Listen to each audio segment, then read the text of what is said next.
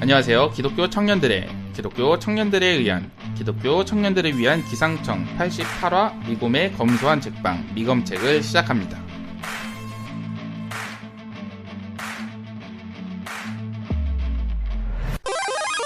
그럼 오늘 본격적으로 미검책을 시작해 보도록 하겠습니다. 오늘 책은 지난달에 이어 한국교회 트렌드 2023입니다.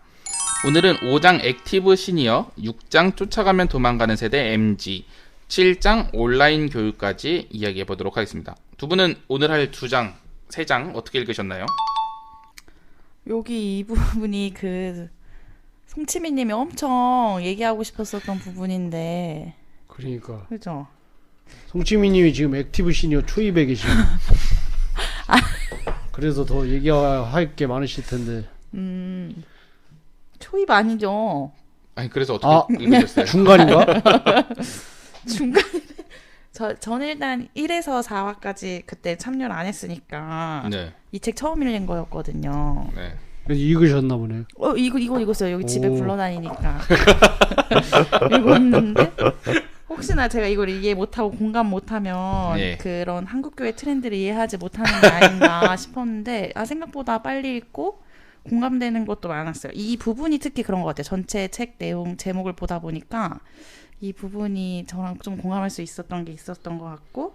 아니 1장에서 4장 사이가 더 공감할 게 많았을 거라고 전 생각이 들어요. 안 읽어서 잘 모르겠어요. 네. 한번 읽어보세요.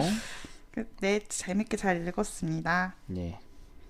저는 이 트렌드 2023을 굉장히 좋게 평가하는 사람이기 때문에 이전에 했던 거랑 마찬가지로 굉장히 흥미롭게 잘 읽었어요. 사실 저도 이전에 저희가 했던 게 뭐였죠? 뭐요? 그 챕터가? 챕터? 네. 그럼 몰라큘 라이프, 몰라큘 있었고, SM 엔터테인먼트? 그래가지고. 맞아. 그런 것도 하이브리드 처치, 이런 거. 가나안 성도. 네네네. 스피리추얼 밭. 네. 오케이, 그거. 네네, 그거. SR 뭐 어쩌고. 네, 그것도 근데 있고. 그것보다 이번이 확실히 액티브 시니어도 그렇고, MG도 그렇고, 더 주제가 훅업돼가지고 잘 읽었습니다. 예. 혹시 이 책을 한 번에 읽으신 거예요? 저 한 번 읽어서 지금 언제 읽었는지도 지금보다 날이 따뜻할 때 읽었으니까. 예. 그때 스쿠터 없었을 때 읽었으니까 아마 11월 초인 것 같아요. 예. 거의 사자마자. 예. 딱 읽었는데 원래 사실 방송을 하게 되면 제가 다시 한번 읽어보는데 제가 오늘 어제 썼어요. 이게 제가 다음에는 미리 이걸 여유가 좀 없어가지고. 아니 그리고 제가 대본을 넉넉하게 못 드리는 것도 있습니다. 그러니까 작두 타는 줄 알았어요. 다음에는 미리 읽고서 더 대본을 쓸 수 있도록 하겠습니다. 네, 저도 미리 드려볼게요. 감사합니다. 그럼 5장 액티브 시니어에 대해서 이야기해 보도록 하겠습니다. 액티브 시니어는요, 은퇴 이후 소극적으로 사회활동을 하던 기존 노인 세대와는 달리 적극적으로 사회활동을 하는 새로운 노인 세대로 자신들을 위한 삶을 살아가는 어르신들을 말합니다. 송치미님 맞아요? 맞아요.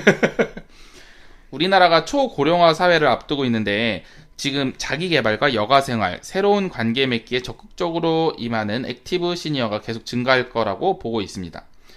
일단은 좀 책 내용을 좀 후려쳐서 이야기를 해보자면요. 첫째, 노인 나이가 되어도 노인임을 거부하고 활동하고자 하는 사람들이 생겨나고 있고, 둘째, 우리나라가 초고령화 사회로 가고 있으니 웬만한 노인들을 액티브 시니어로 만들어 교회 일을 시키자로 후려칠 수 있을 것 같습니다. 너무 후려치신 것 같아요. 맞지 않나요? 그렇죠. 여기서 질문 드리겠습니다. 현재 다니는 교회에 액티브 시니어로 보이는 어르신들이 많이 보이시나요? 아니면 액티브 시니어로 변화될 수 있을 것 같은 어르신들이 좀 있어 보이나요? 그리고 액티브 시니어들이 교회에서 어떤 역할을 해야 교회 공동체가 성장할 수 있을까요? 일단 저는 뜻하지 않게 교회를 많이 빠지고 있는데 그동안 갔던 날들 좀 떠올려 보면은 그 액티브 시니어이신 분들이 좀 있는 것 같아요. 제가 지금 미국님이랑 같은 교회 다니고 있는데 그런 분도 있고 아닌 분도 있고. 그쵸. 네. 근데 질문이 액티브 시니어로 보이는 어르신이 있는지 물어보셨는데 네. 만약에 본인이 액티브 시니어라고 생각을 하면 본인을 어르신으로 보는 거는 원치 않으실 것 같아요. 나는 청춘이다. 어린 허여지만. 청춘도 있고 그 책에서 보면은 그 자신을 대하는 교회의 태도에 대한 바람이라는 질문에서 60대에서 80대까지 연령층 중에 반 이상이 그냥 자기를 교인 중에 한 명으로 봐줬으면 좋겠다 이렇게 대답한 설문조사가 있더라고요. 그래서 사실 어르신 말고 저는 시니어라고 좀 칭해서 얘기를 해보자면 네. 네, 그냥 시니어들 중에서 영어랑 한글 차이 아닙니까? 아니죠.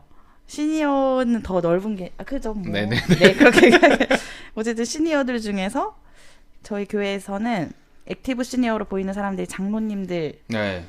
좀 저 원래 다녔던 교회에 비해서 되게 솔선수범도 많이 하시고 일도 맞아요. 많이 하시는 것 같아서 맞아요. 그분들이 좀 생각이 났고 그리고 어떤 집사님이 한 분 있는데 교회에 거의 모든 일을 다 하고 있는 집사님이 한 분 계셔서 그분은 나중에 액티브 시니어들 중에서도 리더 역할을 하시지 않을까 하는 집사님도 한 분 계십니다. 안수 집사님이시죠? 네. 예. 사실 그분들이 이제 자기 강점을 살려가지고 교회 사역에 이제 적극적으로 임해주면 그러면 이제 교회 공동체가 성장을 할 수 있을 것 같은데 저는 항상 드는 생각이 성가대에 있으신 그 시니어 분들이 자기 역할을 잘 해주고 있다고 생각을 해요. 뭐 노래가 강점이신 분들이 이제 거기 모였을 거고 그분들이 그냥 집에서 노는 건 아니죠. 쉬지 않고 자기 시간을 들여서 예배 시간에 성가대 자리에 서서 찬양을 해주시는 거 보면 저도 은혜를 받고 공동체 성장에 좀 힘을 쓰시는 게 아닌가 하고 생각했습니다. 네. 네. 와이쿠제님은요? 저는 이게 액티브 시니어가 그 저희 부모님 세대 때 그 5060 지금 60년대 5, 60년대생 부모님 세대 때부터 본격적인 액티브 시니어라고 할 수 있을 것 같은데 그런 관점에서 보면은 현재 이 액티브 시니어의 초입에 서 있는 이 5060들이야말로 한국교회 주축이잖아요. 뭐 대부분 뭐 최소 집사부터 해가지고 뭐 권사, 장로, 그러니까 한마디로 교회 그 재정이라든지 뭐 의사결정이라든지 그런 데서 큰 역할을 맡고 있는데 이분들이 생각이 트여 있어야지 이 교회가 MZ세대나 그런 뭐 장애인 아니면 외국인들 그런 소외된 약자들이나 소수자들에게 열려있는 교회가 될 텐데 그럴 가능성이 굉장히 낮거든요. 왜냐면 이분들의 생각이 다 닫혀있고 아집과 오만으로 똘똘 뭉쳐져 있기 때문에 마치 처럼 제가 봤을 때 이분들이 다 고 그 다음 세대가 와야지 한국교회가 성장하고 개혁될 것 같습니다. 아니 이건 책에서 벗어난 것 같은데. 벗어났어요. 제 사견이 너무 많이 들어갔는데 네. 아무튼 그렇게 할 수 없으니까 뭐 그냥 이분들을 잘 구슬려 가지고 잘 이끌어 나가야죠. 왜냐하면 이분들이 교회 진짜로 머리 같은 분들인데 근데 그래서 교회 버린 예수님 아닌가요? 그러니까 교회 머리 예수님인데 네. 교회 그러니까 그 인간적인 머리 목사님 제외하고 뭐 그러니까 돈 권력 교회 내에 그걸 다 쥐고 있으니까 근데 사실 저도 이거 얘기하면서 쉽지가 않다고 느끼는 게 뭐 다들 교회를 오래 다녀서 아시겠지만 그런 분들이 생각이 트여 있으신 분들도 개 중에 계신데 대부분 소수잖아요. 그리고 또 어느 정도 그런 장로님이나 뭐 그런 교회 중직을 차지하고 계신 분들은 뭐 사회에서도 어느 정도 성공하신 분들이고 그러다 보니까 이게 또 당신들만의 그 세계관이 확고하셔가지고 뭐 다른 젊은 청년들은 물론 다른 사람들 얘기도 잘 안 들으려고 하고 그리고 자기가 맞다고 생각하면 무조건 그것만 진리라고 생각을 하고 그러니까 저는 쉽지 않다고 봐요. 예. 제가 사실 이 질문을 드릴 때 생각했던 게 뭐냐면 제가 뭐 지금까지 다녔던 교회들의 액티브 시니어는 아니더라도 액티브 중년들 이렇게 보면은 나름대로 본인이 좀 나이가 이렇지만 열심히 젊은 사람이나 좀 어린 사람들한테 이렇게 교회에서 해주고 싶어서 노력을 하시는 분들을 봤어요.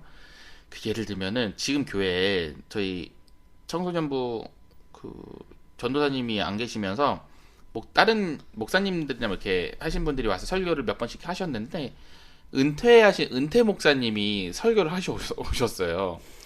근데 굉장히 열심히 말씀을 전하시는데 야, 이거를 청소년들이 받아들일 수 있을까? 뭐 약간 요런 그런 설교를 하신 거죠. 그 진짜 머리 허여신 목사님께서.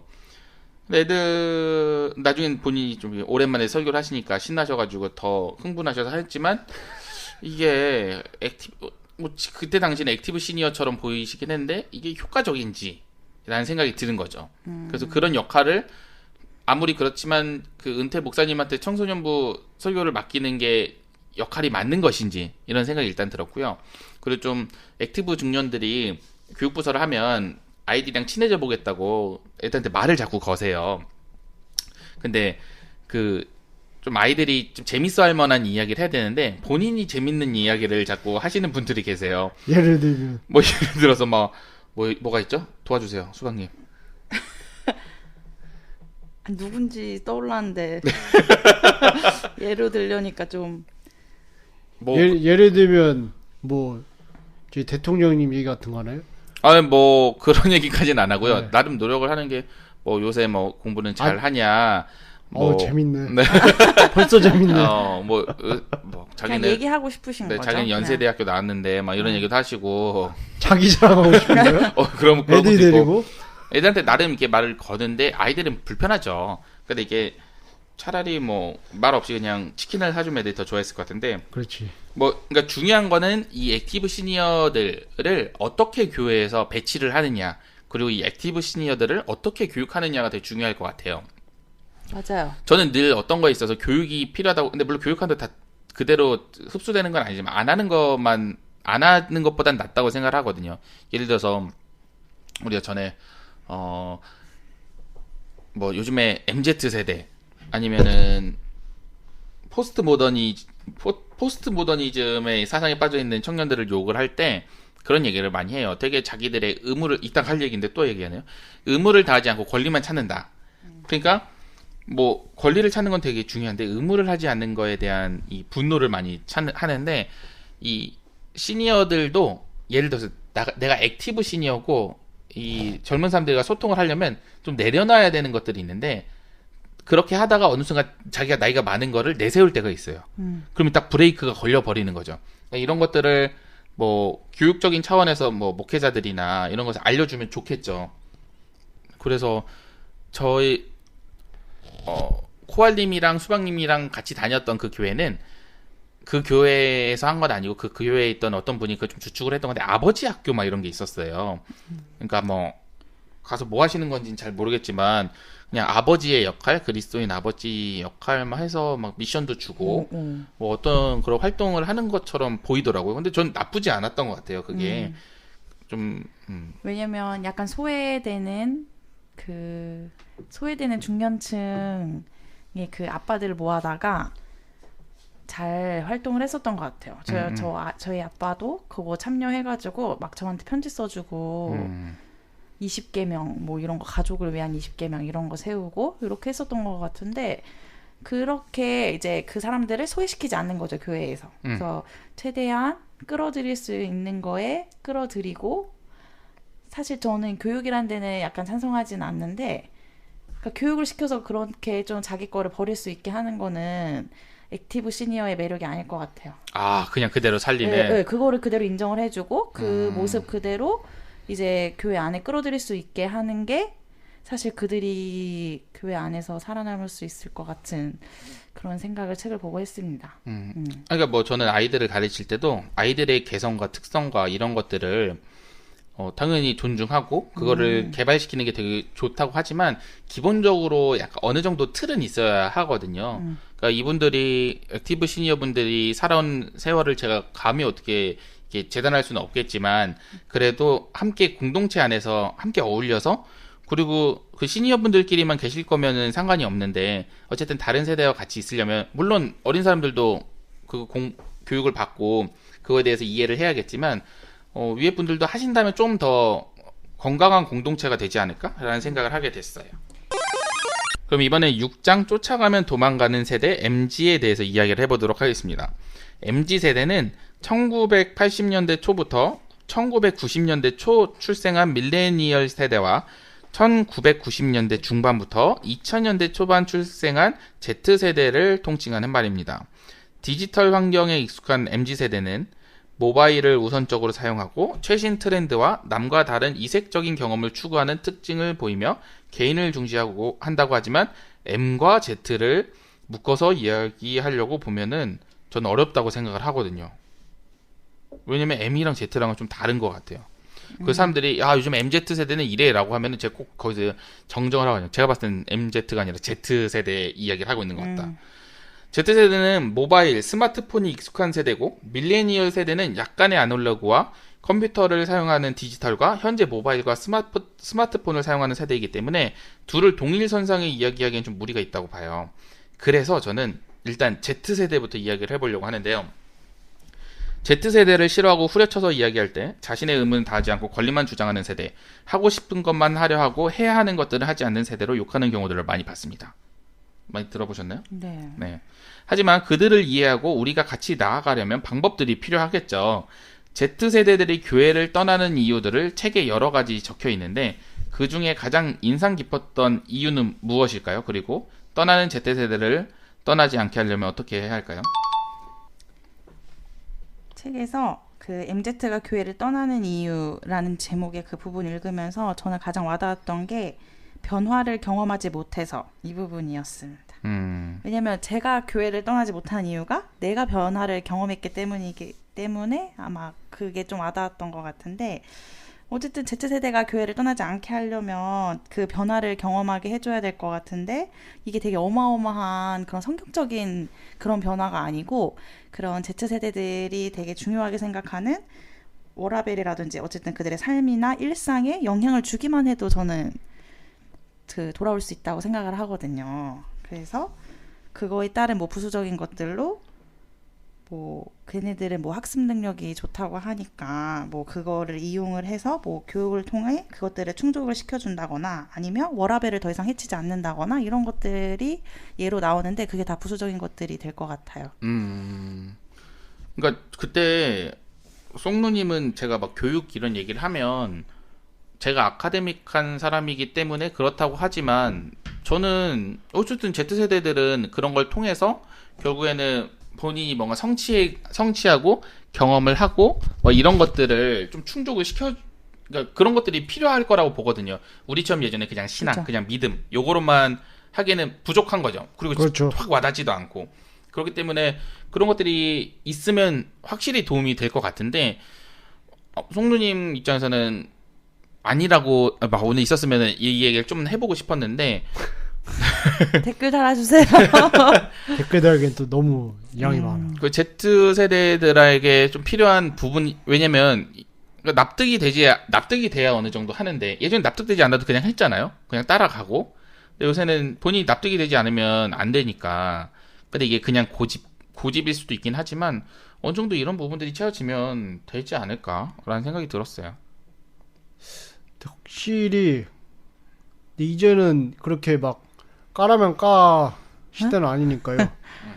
옛날엔 그렇게 먹혔잖아요. 뭐 저희 때까지만 해도 그냥 학교에서 선생님들이 하라고 했으니까 뭐 공부를 했다든지 아니면 뭐 교칙을 지켰다든지. 근데 그래서 막 선생님들이 또 그런 강압적으로 체벌을 한다든지 뭐 언어폭력 써가지고 그렇게 했는데 지금 뭐 그런 시대가 아니니까. 그리고 그게 지금이 그때는 맞았고 지금은 틀린 거니까요. 그래서 근데 사실 그 시대적인 부분도 있는데 생각해보면 그게 합리적인 거예요. 그러니까 일단 뭐 Z세대뿐만 아니라 신앙이라는 것 자체가 내 이성적으로 납득이 돼야지 믿지 뭐 일단 믿어 진리니까 그 마치 그냥 제가 맨날 사과식초랑 레몬즙을 그렇게 찬양을 하는데 그 좋으니까 먹어 하면서 그냥 입에 들이미는 거랑 같은 거죠. 그러니까 그걸 이러이러한 효능이 있으니까 몸에 좋으니까 한번 드셔보세요 하고 권유나 납득을 시켜야지 되는 거지.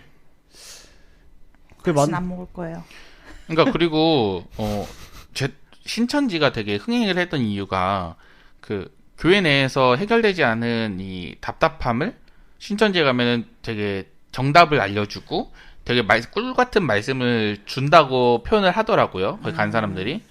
그런 것들이 물론 걔네들이 낸 정답 죄송합니다. 걔네는 아니고 그분들이 낸 정답은 아니지만 그래도 뭔가 교회 내에서 물론 우리가 다 모든 거를 딱딱 맞춰가지고 줄 수는 없지만 사람들에게 설명해 줄 수는 있잖아요. 이건 이런 부분이 있으니까 이래서 우리가 결정 내리기가 어려워. 뭐 이런 것들을 이야기할 수 있는데 예전에는 뭐 성도들 너무 많이 알면 머리 커져서 목회하기 힘들다. 이런 얘기를 목사님들이 많이 했다고 하잖아요. 그렇죠. 그게 결국 성도를 떠나게 된 거죠. 알고 싶어하는 성도들한테 예를 들어서 제가 오늘 따끈따끈한 얘기인데 갑자기 저희 교회 부목사님한테 오늘 카톡이 왔어요. 올해 이제 저희가 이번 주 주일에 청지기 예배를 드려서 임명 하는 날이에요. 그 직분들을. 근데 작년에는 제가 집사 직분을 받지 않겠다라고 말씀을 드렸고 올해는 뭐 받았으면 좋겠다라고 이렇게 연락이 오신 거죠. 그래서 또 받을 생각이 있고 그래서 제가 여쭤봤어요. 근데 서리 집사는 뭐 하는 직분인가요? 라고 물어본 거예요. 그동안 뭐 집사, 권사, 뭐 장로 이런 건 아는데 서리 집사가 교회에서 뭐 하는 직분인지 모르겠는 거야. 그냥 집사 교회에 일하는 사람? 이러고 말하기에는 내가 이제 될 직분인데 그에 대해서 명확하게 해결이 안 되는 거죠. 서리 집사가 있으면 뭐 첫눈 집사도 있고 폭설 집사도 있어요. 우린 수박서리 얘기했는데. 아니 그래서 그래가지고 아마 제가 봤을 때 그 카톡을 보고 당황을 하신 것 같긴 해요. 네, 뭐 설명을 해주기에 서리 집사는 교회에서 필요한 사역에 동참하는 부분이 서리 집사입니다. 그리고 권사는 신방과 돌봄의 사역이고 장로는 교회 운영과 치리의 사역입니다. 라고 굉장히 둥글둥글하고 이제 큼직큼직하게 이야기를 해주셨는데 이것만으로도 저는 괜찮았어요. 옛날 스타일이면 뭐 그냥 하나님께서 뭐 이게 헌신하는 마음으로 그냥 임명 받을지 또 뭐 이렇게 물어봐 이렇게 생각하는 사람들도 있었을 거거든. 하지만 내가 이 서리 집사라는 직분을 받기 위해서는 이게 내가 어떤 역할을 해야 되는지 알고는 받아야 되잖아요. 근데 요새도 뭐 물어보지 않고 그냥 집사는 그런가 보다 하고 그냥 받는 사람들도 분명히 있겠지만 그분들을 제가 뭐 비난하는 건 아닙니다. 하지만 우리가 이게 정확히 알고 가는 거는 되게 중요하다. 그래서 교회 우리가 막 제가 미신론도 하고 여러 가지를 하는데 아까 전에 지난주에 우리 미끌론 할 때도 이렇게 추측한다 뭐 이렇게 이야기를 하는 게 정확하게 그게 맞다라고 하면은 오히려 그 이단일 수 있는 것들이 있어서 명확하게 말을 못 해주는 부분인데 그렇죠. 머리가 좀 커질 수도 있겠지만 그렇게까지 설명을 해주는 게 Z세대들한테는 좀 더 납득이 가는 게 아닐까라고 생각이 듭니다. 그게 맞는 거예요 사실. 그러니까 그게 아까도 얘기했지만 세대를 막론하고 이해가 안 되는 거는 더 많이 알고 있는 사람들이 이해를 시켜야지. 모른다고 모른 채로 놔두고 모른다고 욕하면은 그게 많이 아는 사람들로서의 태도가 아니잖아요. 그리고 교육이라는 게 우리 그런 얘기를 하죠. 뭐 선수들 있잖아요. 운동선수랑 교육자라는 건 다르다라고 표현을 해요. 그러니까 운동선수들은 내가 어떻게 하면 운동을 잘하고 어떻게 실력을 잘 내는지를 알지만 그거를 어떻게 실력을 잘 내는지 가르치는 걸 잘 못하는 방법들을 모르는 사람들이 있어요. 그래서 이런 차이를 두는 거죠. 그래서 교사와 교수는 다르다. 뭐 이런 얘기를 하는 것처럼 보통의 우리가 어른이 되면은 이 어린 아이들 또 뭐 청소년들 보면은 내가 해온 방식대로 가르쳐요. 그러니까 그거를 교육이라고 보기에는 어렵죠. 그리고 그렇게 하면은 그냥 내가 하는 정도만 그 아이는 똑같이 가는 거예요. 더 나아지는 분명히 시대가 변하고 더 많은 것들이 정보가 생기긴 했는데 결국 더 나아지지 않는 거예요. 그냥 그대로 그렇죠. 가는 거예요. 그럼 결국 이게 후퇴하는 거랑 다를 게 없거든요. 그래서 좀 더 교육이라는 것은 더 나은 거, 내가 배운 대로가 아니라 더 나은 것대로 줘야 하는데 교회는 어쩌면 내가 신앙생활 한 대로 그대로 주려고 하는 게 아닐까. 그러면 오히려 애들이 더 퇴보하는 거죠. 시대는 계속 변해가는데. 그 말인즉슨 그럼 그 가르치는 사람들도 새로운 트렌드를 공부를 안 한다는 거 아니에요? 그렇죠. 고여있는 석유 같은 사람들이 있죠. 그렇게. 제가 어떤 목사님 예전에 알던 목사님을 만난 적이 있었어요. 아무튼 최근에 만났는데 그러다가 제가 이 책에 대해서 이야기를 했어요.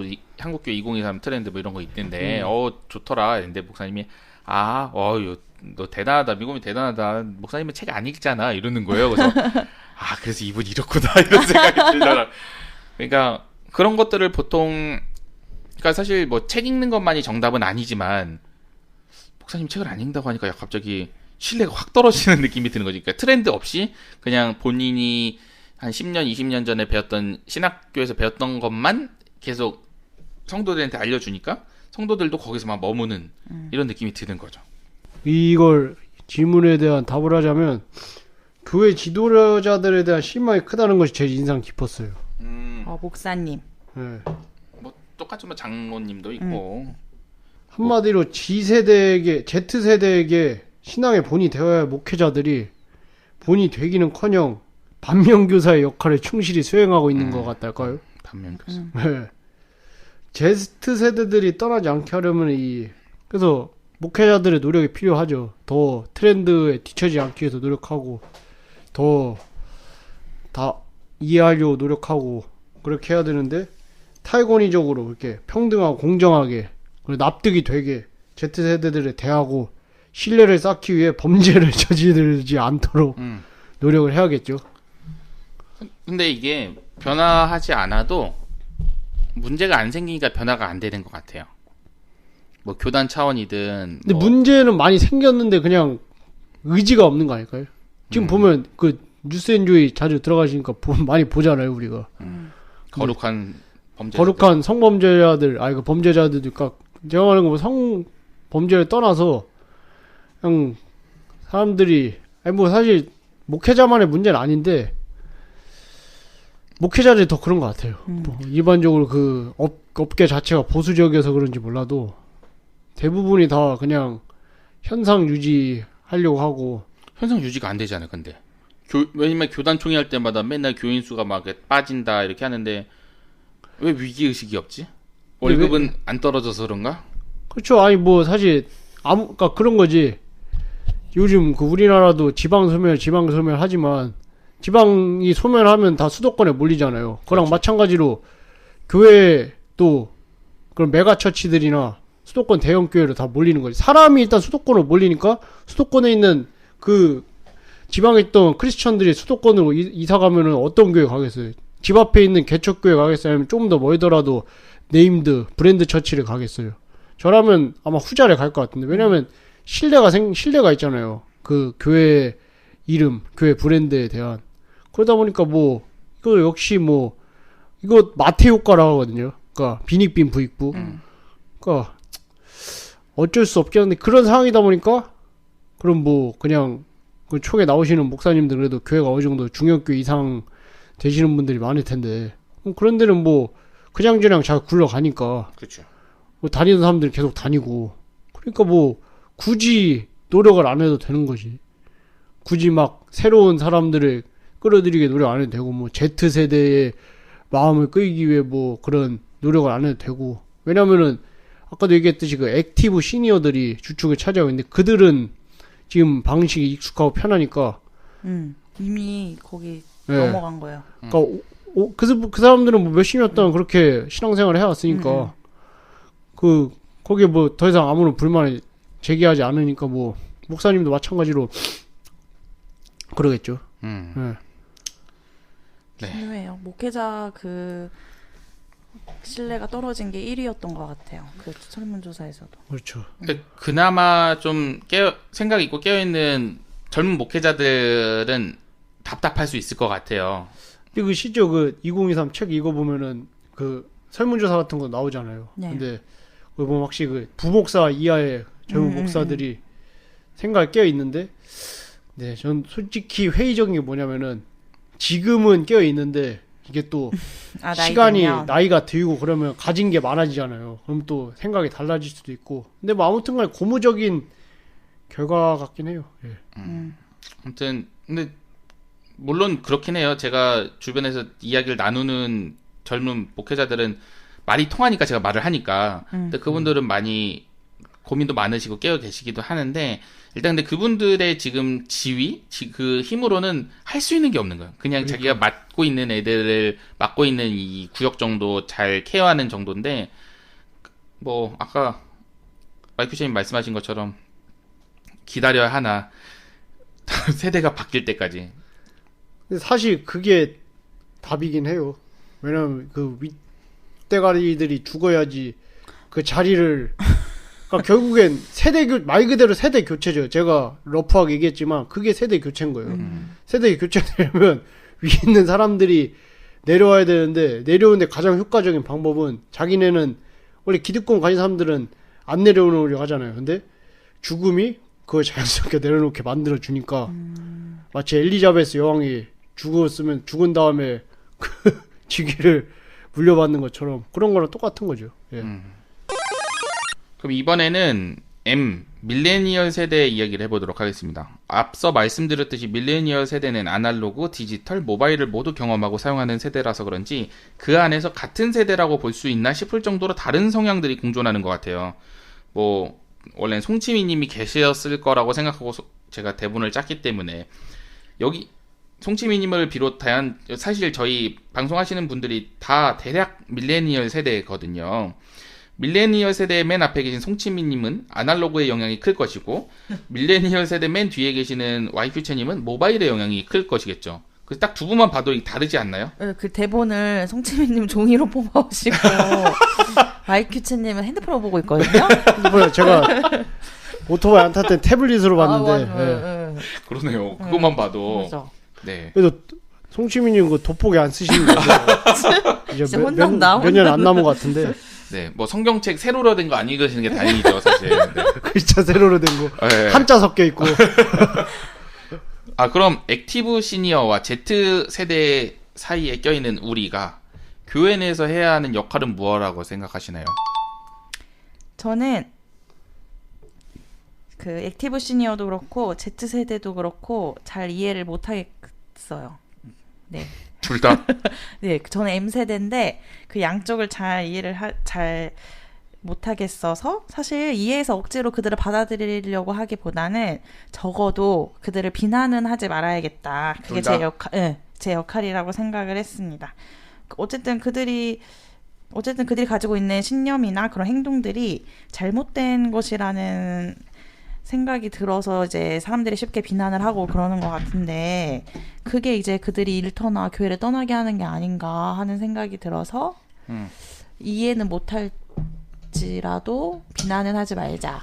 뒤에서 욕은 하겠지만 앞에서는 욕을 하지 않겠다. 네. 잘 못하겠어요. 사실 양쪽 다 어떤 면은 이해는 하겠지만 어떤 건 이해 못하겠는 것들도 있고 저도 어쨌든 M세대라고 했지만 M 안에서도 서로를 이해를 못하는 사람들이 많은데 어떻게 다른 세대를 이해를 할 수 있을지. 네, 끝입니다. 네, 와이프체님은요?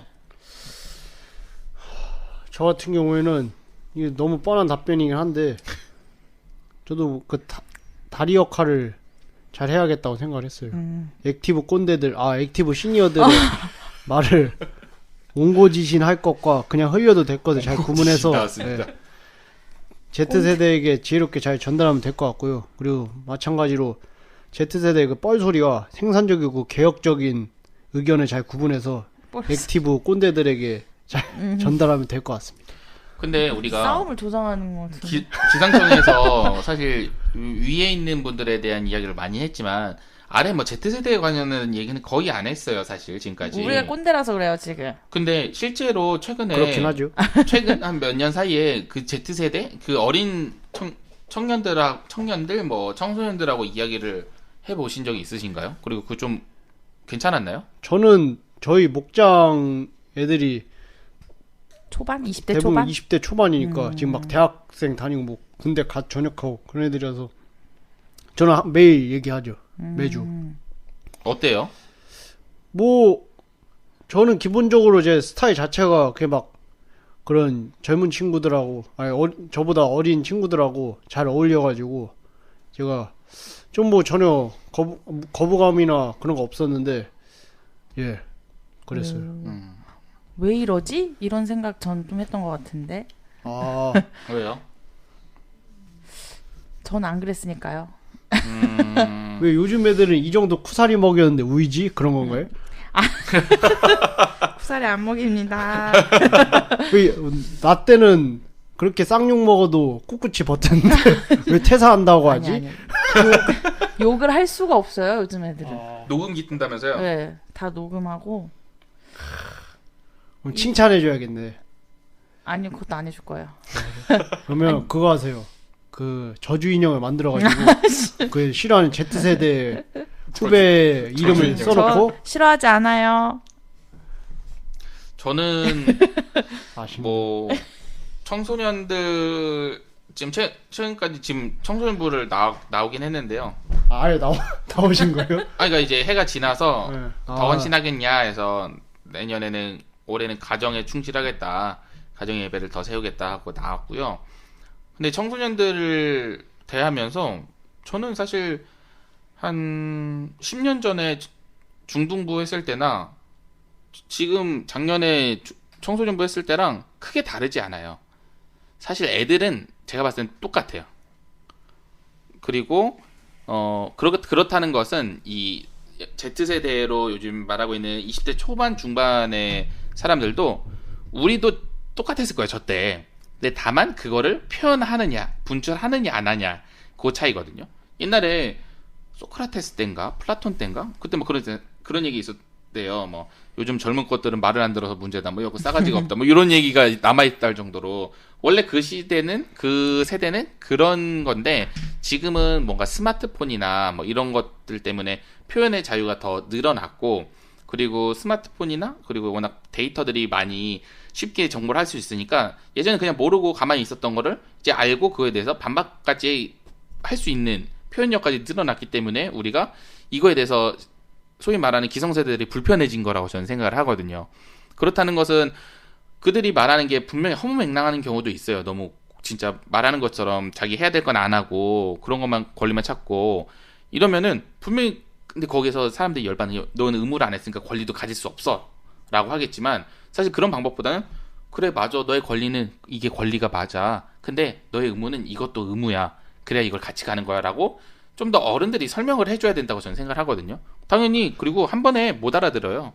말한다고 다 알아들으면 우리나라 사람들이 다 전 세계 사람들이 다 천재일 텐데, 보통은 이렇게 이야기하면은 대부분의 것은 소실되고 딱 본인이 원하는 것만 캐치를 하거든요. 그래서 그것들을 잘 전달하는 게 우리가 Z세대한테 할 수 있는 밀레니얼 세대의 역할이라고 저는 생각을 하고요. 그리고 액티브 시니어들한테도 좀 우리가 그나마 Z세대보다는 할 수 있다고 생각하거든요. 어느 정도 뭐 예를 들어서 YQ채님이 아버지 회사를 나왔잖아요. 근데 바로 나오지 않았잖아요. 버텼죠. 그러니까 그게 어느 정도 할 수는 있는데 그걸 참다 나온 건데, Z세대는 그걸 그렇죠. 참지 않거든요. 아예 한 번에 바로 퇴사를 해버린다든가. 그렇기 때문에 그런 아까 YQ채님 말씀하셨던 것은 다리 역할을 그나마 할 수 있는 게 우리였던 것 같아요. Z세대 목에다가 그 올가미 같은 거 채워놔야겠네요. 못 나가게. 목줄을 묶어놔요. 그렇죠. 그 목줄이 액티브 꼰대. 아니 그 목줄이라는 게 지금 되게 비유적인 표현을 해주셨는데, 이건 전 비유가 아니었어요. 진짜로요? 진짜 목줄. 뭐 월급을 많이 준다던가. 예전에 어디지 유퀴즈인가 무한도전에서 유재석이 인터뷰를 했어요. 어떻게 하면 직장 오래 다닐 수 있냐. 마이너스 통장을 만들면 된다. 돈을 갚아야 될 돈이기 때문에 계속 다니게 된다. 뭐 이런 것처럼 뭔가 진짜 그 목줄이라는 이 비유적인 표현에 그들이 남아있을 수 있게끔 뭐 그런 것들을 만들어주면은 안 나가겠죠. 그들의 그 고집을 꺾으려고 하기 때문에 힘든 건데, 그 고집을 꺾을 필요가 없이 다른 거를 이용해서 하면 되는 게 아닐까라는 생각이 들어요, 저는.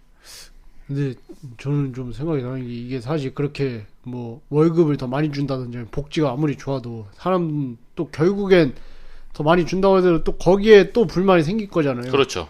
그거는 그러니까 마인드의 문제죠. 사실 의지의 문제라고 봐요, 저는. 그러니까 이게 좀, 그러니까 뭐 이렇게 얘기하면은 Z세대를 다 싸잡아 얘기하는 것 같은데, 좀 다 그런 건 아니니까. 근데 어느 정도 참는 부분도 있어야 되긴 하겠죠.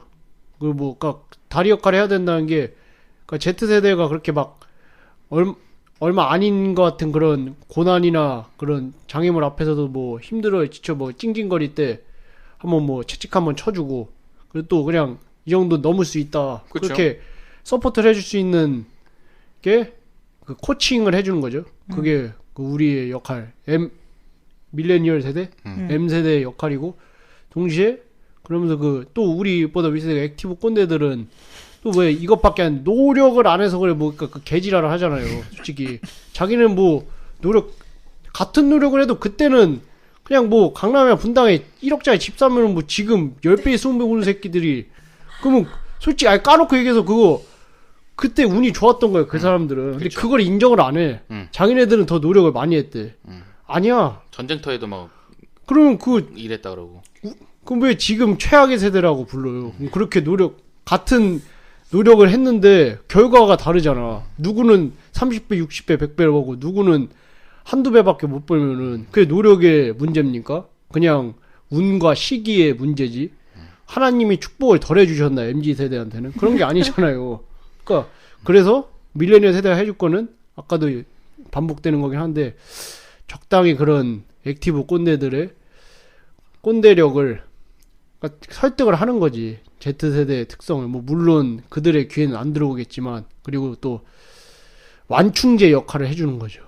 근데 Z세대들도 그렇게 조금 의지 박약적인 부분들은 좀 코칭이 필요하다. 저는 사실 저도 굳이 따지자면 Z세대 쪽에 조금 더 가까운 것 같아요. 생각하는 게. 그래서 약간 위에 시니어 분들을 보다는 Z세대가 좀 더 공감이 가고 그쪽에 좀 답이 보이는 것 같아요. 예를 들어서 방금 마이쿠차님께서 좋은 말씀을 해주셨는데 그걸 하기 위해서 전제가 돼야 되는 게 그들과 신뢰를 쌓아야 되는 거예요. 관계를 쌓고. 예전에는 어떤 회사에 들어왔어. 우리 교회에 왔어. 그러면 우린 그냥 한 식구가 되는 거예요. 그러니까 그런 마인드로 대하는 거죠. 근데 요즘에는 그거 아시죠? 나이가 같다고 친구가 아니래요. 요즘에 초등학교, 중학교. 걔는 그냥 동갑인 거고 친구는 다른 거라고 하더라고요. 그러니까 그런 것처럼 우리 회사에 들어왔다. 우리 교회에 들어왔다고 해서 우리 우리 이 동료가 아닌 거예요. 그냥 내 일할 때 그냥 앞에 있는 사람 정도인 거고. 근데 내가 막 그 얘네들한테 뭔가 조언을 하고 뭔가 채찍을 하고 당근을 주려고 하면은 그들과의 관계가 가까워져야 된다는 거죠. 그렇죠. 라포 형성이 돼야지 그들이 맞아요. 내가 하는 말이 들리는 거죠.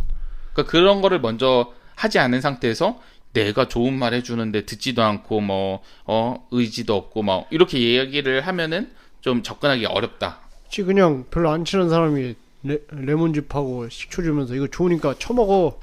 그냥 들이미는 거랑 똑같은 거죠. 맞아요. 사실 그게 제일 중요한 것 같아요. 라포 형성하는 게. 예, 그렇습니다. 그럼 마지막으로 우리 7장 온라인 교육에 대해서 이야기를 해보도록 하겠습니다. 온라인 교육은 오프라인 교육과 온라인 교육 그리고 가정에서의 신앙교육 전반을 아우르는 말입니다. 코로나19 이후 온오프라인 병행 교육과 함께 부모로부터 신앙교육 필요성이 요구되는 등 교육 패러다임이 바뀌고 있다고 이야기를 하더라고요. 맞는 것 같아요. 그동안 기상청에서는 오프라인, 온라인 예배, 온라인 이런 것들 이야기를 많이 했으니까 오늘은 부모로부터 신앙교육을 이야기를 하고 싶어요. 그동안 가정에서 부모들이 하고 있었던 신앙교육은 어느 정도 수준이었을까요? 그리고 온라인 교육의 중요 포인트가 부모들이 하는 신앙교육일 텐데 실현 가능성을 높이려면 어떻게 하는 게 좋을까요? 저 초등학교 저학년 때 교회에 이제 처음에 가기 시작할 때부터 부모님한테 받았던 신앙교육은 딱 하나였어요. 일요일이 딱 되면 오빠랑 같이 교회에 가라. 주일성수. 네, 이거였는데 제가 모태신앙이긴 했어도 부모님도 이제 일에 치이고 이러면서 교회랑 멀어지게 되고 저도 어렸으니까 혼자 교회 못 가고 이러다가 오빠가 간다고 하니까 엄마가 저를 붙여서 같이 이제 보냈던 거죠. 그러니까 다시 이제 부모님이 하나님을 열심히 믿게 되기 전이었지만 어쨌든 교회라는 그 곳을 나쁘게 생각하지 않았기 때문에 보내줬었던 것 같아가지고 어쨌든 부모들이 하는 신앙교육의 실현 가능성을 높이는 건 자녀들보다는 부모의 답이 있지 않나 이렇게 얘기를 하고 싶고 부모들이 먼저 신앙교육 방법에 대해서 배우고 싶다고 생각을 하게끔 만들어야 되겠고 그것을 어쨌든 잘 배워서 자녀에게 가르칠 수 있도록 만드는 게 필요할 것 같습니다. 알쿠치님은요? 저는 솔직히 대부분의 부모들은 신앙교육을 주일 교회 학교에 외주 줬다고 생각을 합니다. 맞습니다. 예, 가정 내 신앙교육 거의 없다고 해도 될 것 같고요. 그래서 이 가정 내 온라인 신앙교육의 실현 가능성을 높이기 위해서는 먼저 부모들이 신앙적으로 준비가 되어 있어야겠죠. 매일 조금씩이라도 말씀과 기도를 루틴화 해가지고 신앙이 뭐 그렇게 일주일에 한 번씩 일요일마다 가가지고 하는 그런 특별하고 흔치 않은 행위가 아니라 일상적이고 자연스러운 행동이 되었을 때 자녀들에게 뭐 자신의 신앙을 자연스럽게 가정 내에서 온라인 교육을 할 수 있다고 봅니다. 예. 그러니까 이게 사실 부모가 공부를 안 하고 책을 안 읽는데 애한테 공부해라, 책 읽어라 그러면 애가 하겠어요. 예. 그런 거 같은 거죠. 저는 뭐 부모들이 신앙교육 그동안 해왔던 거는 말씀하셨던 거는 그냥 주의 성수 정도고 가끔 어디서 원포인트 레슨으로 받아가지고 오면 이제 갑자기 주입식. 아무것도 안 하다 평소에 그런 얘기 안 하다가 갑자기 와가지고 자녀한테 얘기는 뭐 왕의 재정 뭐 이런 거 해가지고 그런 거 강의 듣고 오면 와가지고 너 11조 뭐 무조건 너 첫 월급은 무조건 교회 다 내라 뭐 이런 것도 하고 그리고 뭐 어디에서 뭐 성 관련된 이 기독교 성하면은 막 갑자기 단속하고 가만히 있다가 이러면 사실 자녀들 입장에서는 갑자기 그러면은 납득이 안 가요. 평소 관심도 없다가 왜? 약간 이렇게 반응을 하거든요. 그래서 평소에도 그러니까 가정 내 생활에서 이렇게 교육이 먼저 시작이 돼야 되는 것 같아요. 우리가 보통 목사님들한테 실망하는 이유가 앞에서 말씀으로 뭐 은혜로운 척을 하지만 뒤에서 다른 걸 했을 때 실망하는 경우가 많은 것처럼 예전에 어떤 중등부 할 때 어떤 학생이 그랬어요. 술 얘기가 막 나오다가 우리 엄마 아빠는 집에서 술 먹는데? 막 이런 얘기를 하는 거예요. 그래서 근데 엄마 아빠가 집에서는 그렇게 술을 마시면서 하지만 교회에서는 그렇지 않는 척 하는 게 자녀 눈에는 다 보이는 거죠. 그 자녀들은 결국 그 신앙을 따라가게 되는 거거든요. 아, 교회에서만 이렇게 모습을 보이면 되겠구나 라고 부모님은 말을 하진 않았지만 그대로 배우는 거거든요. 그래서 우리 그럼 사실 교회 다니는 저희 부모님은 물론 믿음이 없으셨어요. 어머니는 뭐 아직도 내 마음만은 하나님이다, 예수님이다라고 하면서 하지만 교회를 다니시지 않고, 근데 교회에서 뭐 집에서 뭐 식기도를 하는 것도 아니고, 근데 사실 식기도가 큰 어느 정도까지 의미가 있는지는 아직도 잘 모르겠지만, 그래서 그러니까 부모님들의 생활적인 면에서 먼저 보여주는 게 첫 번째 시작이고, 두 번째는 같이 가는 게 좋은 것 같아요. 그러니까 그리고 또 자녀들을 어떻게 교육할 수 있는지 자꾸 이게 제가 떠넘기게 되는데 교회 내에서 그런 강좌들을 그런 과정들을 만들어 놓으면 좋겠다라는 생각이 드는 거예요. 왜냐면 아까 전에 말씀드렸던 것처럼 운동 선수와 운동을 가르치는 교육자는 다른 거거든요. 그렇죠. 내가 신앙생활을 잘하는 것과 내 자녀가 신앙생활을 잘할 수 있게 교육하는 거는 또 다른 차원이기 때문에 그건 배워야 되는 부분들이거든요. 하지만 우리는 보통은 내가 이렇게 신앙생활을 했으니까 너도 이렇게 해라고 이렇게 밑으로 주입을 하려고 하지, 어떻게 하면은 얘가 진짜 좋은 신앙을 가질 수 있게끔 방법을 어떻게 해야 되지라고 고민하는 부모님들은 별로 없을 거란 말이죠. 그냥 줄 가서 뭐 헌금 쥐어주고 너 오늘 헌금했어 안 했어? 전도사님 얘기 들어보니까 헌금 안 했다고 하던데 너 이렇게 하면 뭐 안 돼, 뭐 용돈 끊을 거야, 뭐 이런 레파토리. 교회에서 헌금 안 하면은 용돈이 끊긴다. 이런 건 애들이 신앙이 생기겠냐고요. 그렇지. 그런 것들이 좀 솔직해지자 이거죠.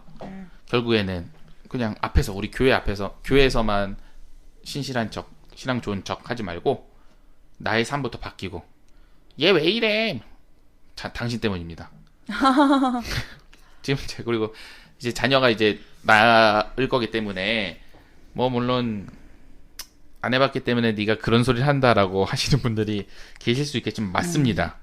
이거 뭐 사실 요즘 핫한 그 금쪽 상담소만 보더라도 금쪽이 예, 금쪽이들의 문제 구할은 다 부모들이 있다면서요. 부모가 금쪽이라서 애가 금쪽이가 되는 거잖아요. 그렇죠. 예. 그러니까 그 금쪽이 옛날에 금쪽이 전에가 우리 아이가 달라졌어요. 그것도 제목은 우리 아이가 달라졌어요지만 결국엔 아이를 가르치는 게 아니라 부모를 가르치는 거고. 그렇죠. 그리고 세상에 나쁜 개는 없다라고 해서 개를 교육하는 것 같지만 결국 그 견주를 교육하는 거고 이런 것처럼.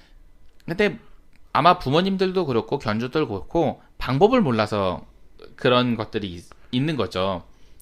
왜냐면은 그런 얘기 맞아. 미안해. 나 엄마가 처음이라 나도 미안했어. 이런 얘기를 하지만 그렇게 하기에는 아이의 인생이 너무 불쌍하거든요. 그렇게 잘못을 인정하면 되는데, 그러니까 좀 그 부모님들이 잘 알아야죠. 뭐 처음 한다는 게 다 처음이에요. 부모는 애 낳고 뭐 애 둘째 셋째나 뭐 그거는 뭐 그럴 수 있는데 다 애 키우는 거 처음이고 뭐 애 뭐 두 번 세 번 키워보는 사람 없잖아요. 그 둘째 셋째 낳지 않는 한. 그러면 처음인데 그럼 더 공부를 해야지. 그러면 그 애 그렇게 개판 만들어 놓고 금쪽이 만들어 놓고 그래서 미안하다고 하면은 뭐 그럴만한 사정이나 상황이 있겠지만 그죠. 그럼에도 불구하고 부모의 책임이 더 크다. 예. 그래서 뭐 신앙적으로 올바르게 키우고 싶으면은 일단 부모가 먼저 신앙적으로 올바르게 서 있어야죠. 예. 소 잃고 외양간을 고치지 말고 외양간부터 고치자. 맞습니다. 먼저 고치자. 왜 고쳐? 그래야 소를 안 잃죠. 예. 아직 저 미곰님네는 소가 안 태어났으니까 외양간을 일단 멋있게 네, 튼튼하게 지어 놓으시기를. 아 지금 지어져 있죠? 네. 예. 네. 네. 의리의리하게 짓겠습니다.